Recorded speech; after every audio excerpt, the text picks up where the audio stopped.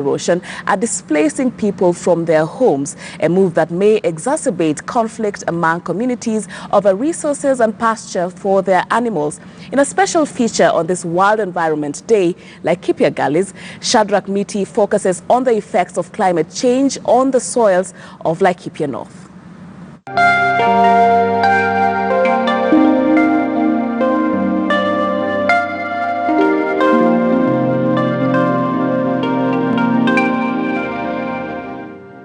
Laikipia, a Maasai word for treeless plain.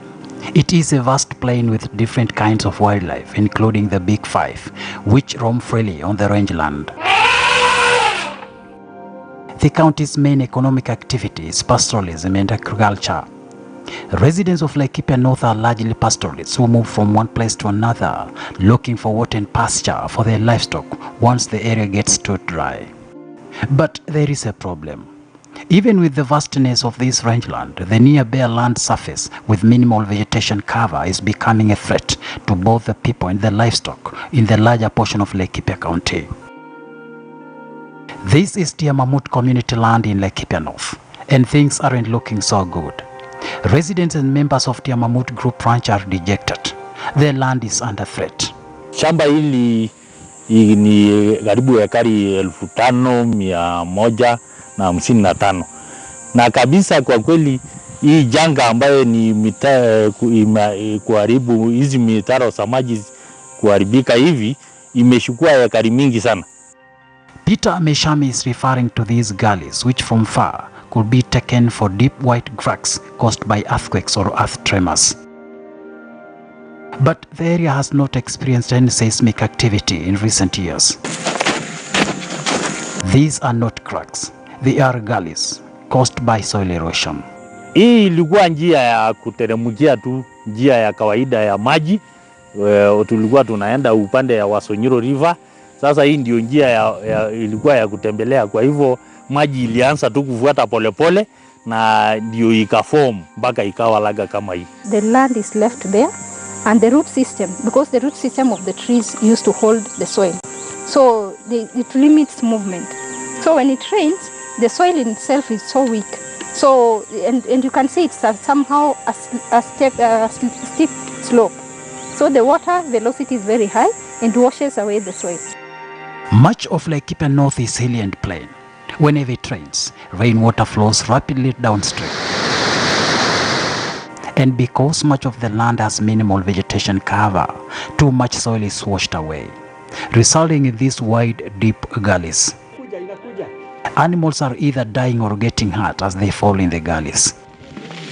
And parents are always required to be on high alert just in case their children fall in the huge trenches. Hata hapo sasa na hata mapisi na ingeanga hapo nakuta tu amemaliza nini mbuzi, sababu mbuzi kupotelea hapa hawezi hata pata. Gati kwanza inanyesha mvua, mbuzi zikipatikana hapa zikilishwa zinabebwa na hii maji.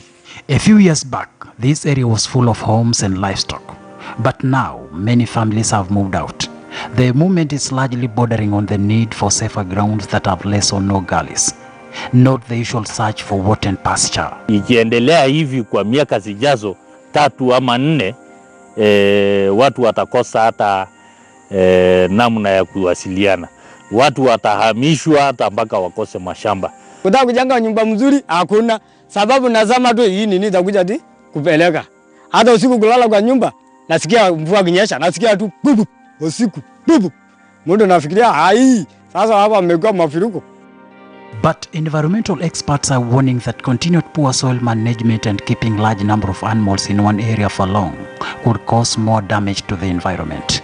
Issues like rotational grazing, it's very important when it comes to soil conservation, because when the area is heavily degraded, the soil is loose, and when there's rain, there is a lot of runoff that occurs, carrying away the topsoil.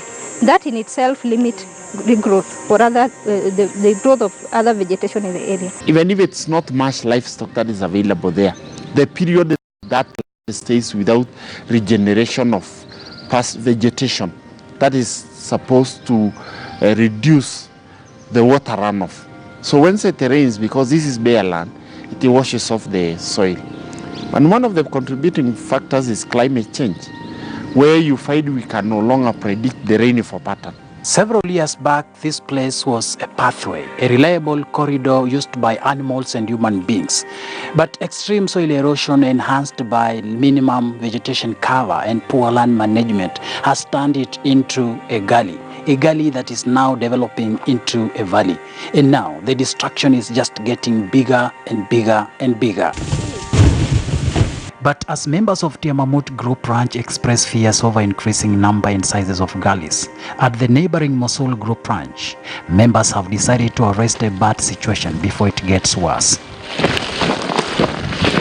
They are filling the trenches before they develop into big gullies. Tusipo control for now, kwa generation nyingine itakuwa imetuadhiri kabisa. Juu hata inakuja hadi ndani ya manyumba.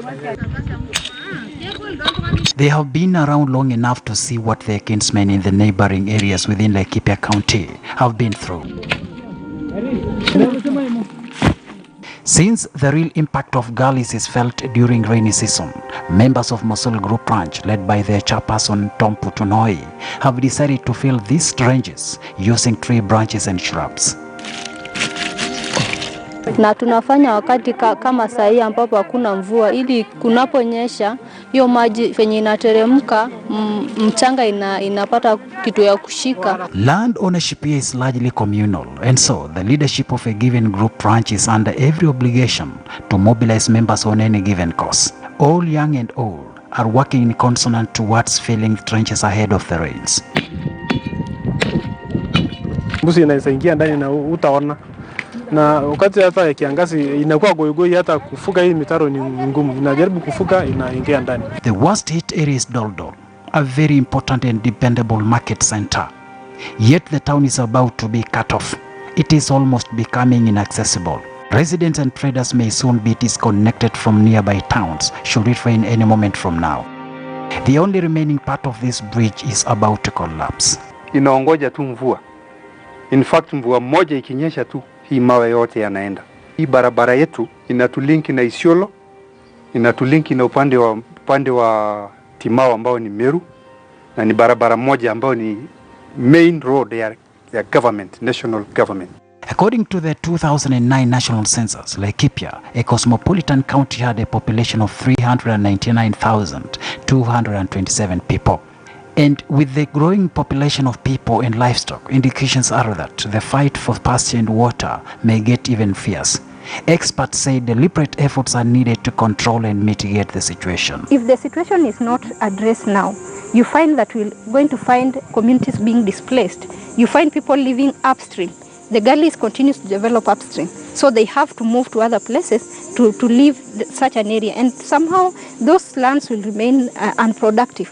Possibly one of the mitigation measures is to try and put check-off systems, like build gabions along those gullies. You can also block them at intervals, more or less subsurface dams, to hold off the soil as well as the water system. No doubt effects of climate change are here with us, and there is not a better way to tell that except through these big gullies.